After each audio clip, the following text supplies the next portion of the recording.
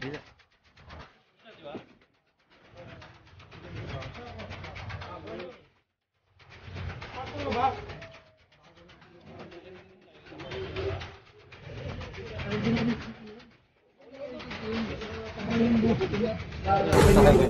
insidente po ay isang pangyayari na kitang-kita po sa CCTV.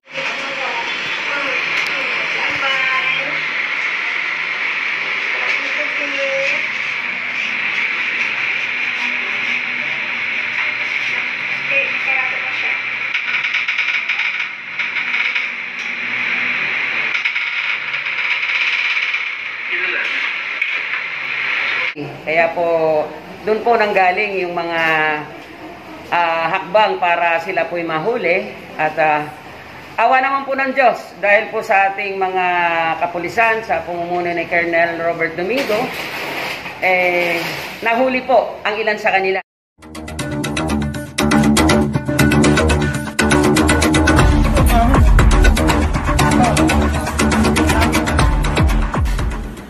Nagkaroon ng shooting incident noong Agosto 18, alas 2:10 ng hapon sa may Block 1, Dubai, Paseco, Manila, kung saan ang biktima ay si Efren Castillo. Ngayon, tatanungin ko kayong apat kung ano ang naging partisipasyon nyo. Ano ang pangalan mo? Adlay Photo.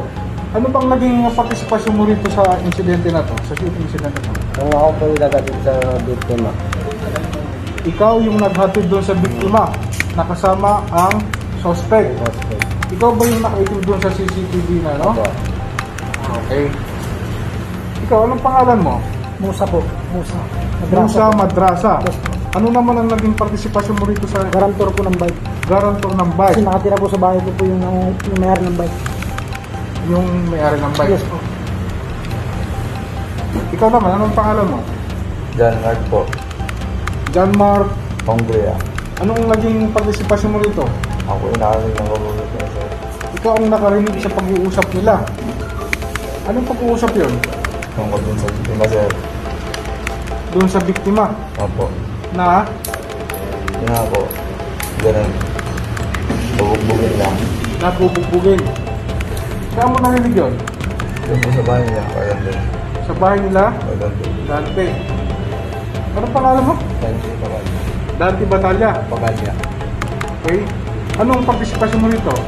Ako po yung nawalan ng bike. Ikaw yung nawala ng bike. Sino pa may-ari ng bike na to? Sa kanila po. Ingarkilaan ko lang po yun eh. Ingarkilaan mo. So, ano pang naging motibo rito? Yun nga kasi yung siya may-ari kasi nawala. Kasi dito na mangyari sa akin. Pag nahanap yun, sila akong titira. Kasi sabi ko naman, bugbugin lang yung patayin. Doon kay Efren. Sinong inutusan nyo rito? Wala po akong ito pang dyan. Sino nag-utos dito? Kaya ano? Sinong... Si Makmak sir. Si Makmak. Opo. Ang nag-utos. Sino bang mastermind dito? Sila po sir. Sila. Sino? Si Makmak. Si Makmak. Naulila ng biktima. Ako yung humingi po ng tawad.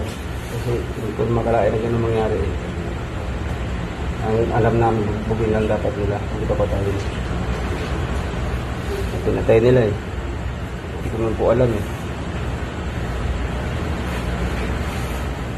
Ikaw, John Mark, ano masasabi mo sa pamilya na naulila?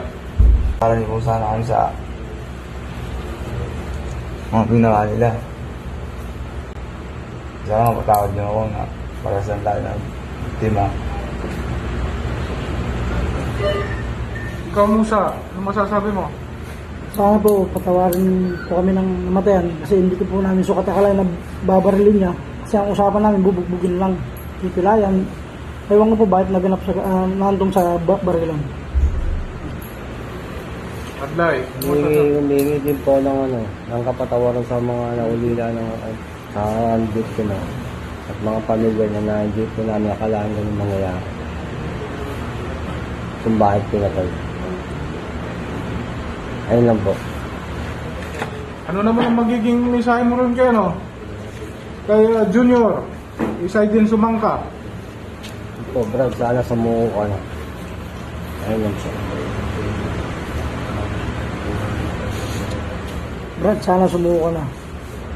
Yun lang.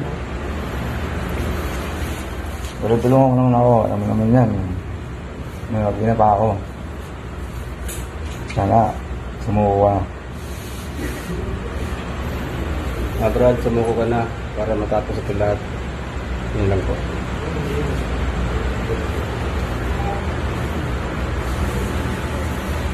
Yan po yung mga suspect sa... Nila. At ang isa na lang po ang ating hinahanap, yung mismong gunman. Che, pwede po bang malaman kung ano po ang profile ng mga na-arrestong suspects? Yung mga na-arrestong suspect po ay puro po taga Baseco. Apo.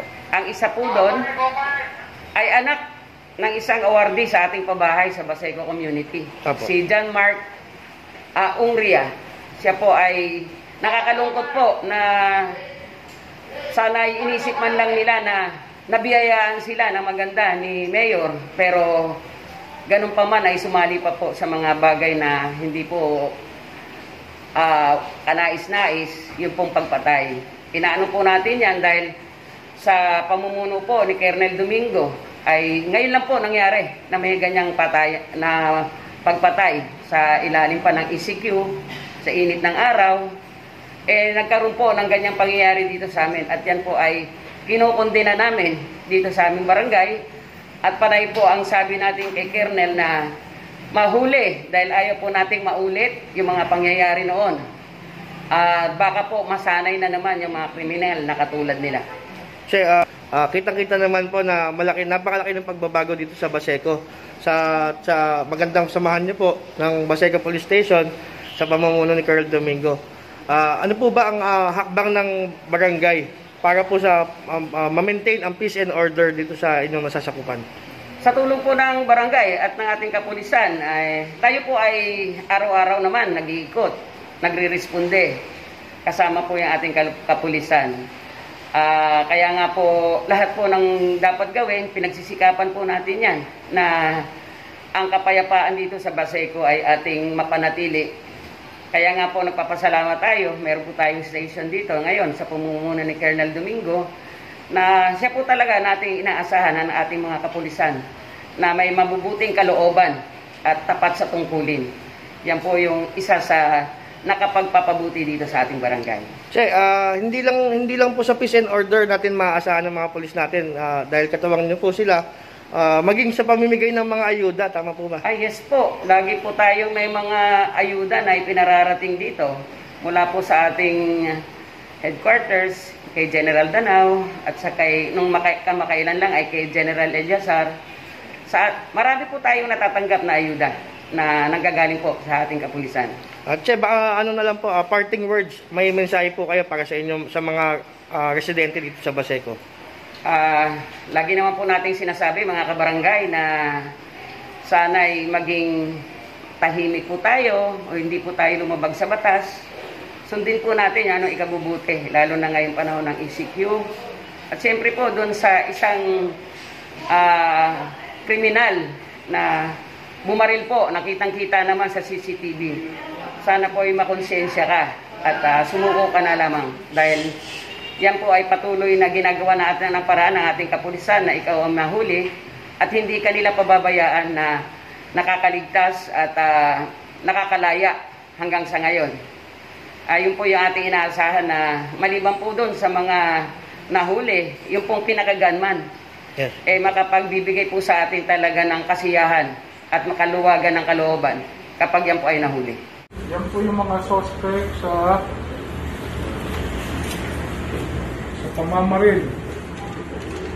Yung sa biktimang si Efren Castillo na nangyari noong Agosto 18 bandang alas 2:10 ng hapon sa may Black One, Dubai. At ngayon ay patuloy pa rin nagtatago ang suspect na si Isaydin Sumangka alias Junior.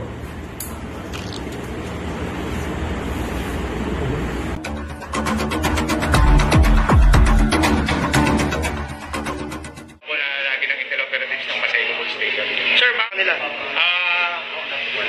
Yung na lang po kayo ng matiwasay at para pang gusto nyo pang mababuhay nyo. Katulad nito ay sana po ay huwag na kayo manlaban para hindi kayo masabi sa ibang nasabi ko ng ibang wanted.